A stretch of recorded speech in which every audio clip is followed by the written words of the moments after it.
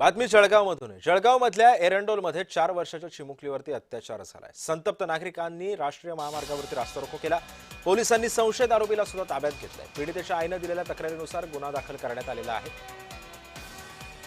लांडापुरा भिलाटी परिसरामध्ये 4 वर्षांच्या चिमुकलीवरती लैंगिक अत्याचार झाला। या संदर्भात अधिक माहिती जाणून घेऊ माझा सहकारी जुगल पाटील सध्या आपल्या सोबत आहे। जुगल, या प्रकरणी पोलीस सध्या काय कारवाई करतायत? संशयिताला जरी अटक करण्यात आली असली तरी सुद्धा यासारख्या घटना वारंवार घडतात, काय माहिती आहे?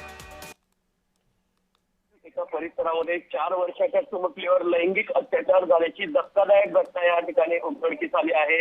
या प्रकरणी एरंडोल पोलीस ठाण्यात गुन्हा दाखल करण्यात आला असून आरोपीवर कठोरात कठोर कारवाई करण्यात यावी या मागणीसाठी या संतप्त जमावाने रास्ता रोको आंदोलन या ठिकाणी अमळनेर नाका परिसरात केले आहे।